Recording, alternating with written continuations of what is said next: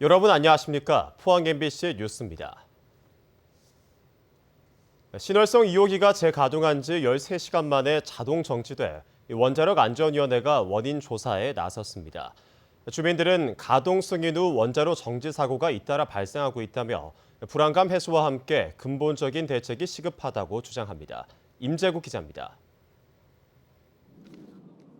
지난 7월 11일부터 계획 예방 정비 중인 신월성 2호기. 원자력 안전위원회의 승인 후 지난 6일 오전 8시 45분에 재가동을 시작했지만 13시간 만인 밤 9시 44분에 원자로가 정지됐습니다. 출력 30% 단계에서 주급수 펌프 한 대가 정지하면서 증기 발생기 수위가 낮아져 원자로가 자동 정지된 것으로 파악됐습니다. 원자력 안전위원회는 한국원자력안전기술원 전문가로 구성된 조사단을 현장에 파견해 사고 원인을 조사하고 있습니다. 주급수 펌프 정지 원인이 기계적인 건지 계측적인 건지 현재 사건 조사를 진행하고 있습니다. 그러니까 사건 조사 기간이 어느 정도 걸릴지는 조사를 정확히 해봐야지만이. 원자력 안전위원회가 재가동을 승인한 원전이 멈춘 것은 올 들어 세 번째입니다.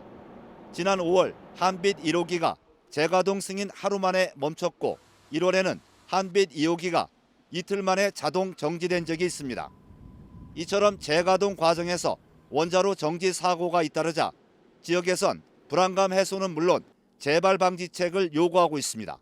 이런 사고가 잦음으로 해서 인재냐 시스템의 문제냐를 따지기 전에 경주 시민들, 즉 국민들에 대한 원전 불감증, 안전 불감증에 대해서 해소를 시켜줘야 된다고요. 원안위가 근본적인 대책을. 한편 원자력 안전위원회는 사고 원인 분석과 재발 방지 대책을 충분히 검토한 뒤 신월성 2호기의 정기 검사를 마무리하기로 했습니다. MBC 뉴스 임재욱입니다. 비수도권 요율의 기초자치단체가 운영하는 포항 테크노파크에 정부의 예산 지원이 미미하다는 지적이 제기됐습니다.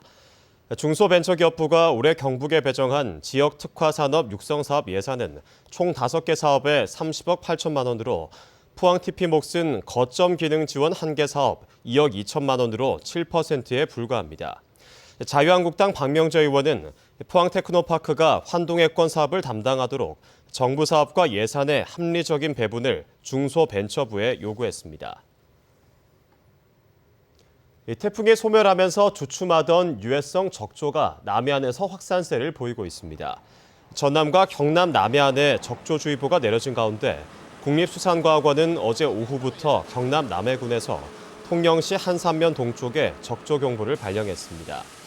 포항과 경주 등 경북 동해안시군도 적조가 동해안을 따라 북상할 수 있다며 수온이 떨어지는 오는 20일까지를 고비로 보고 예찰 활동을 강화하고 있습니다.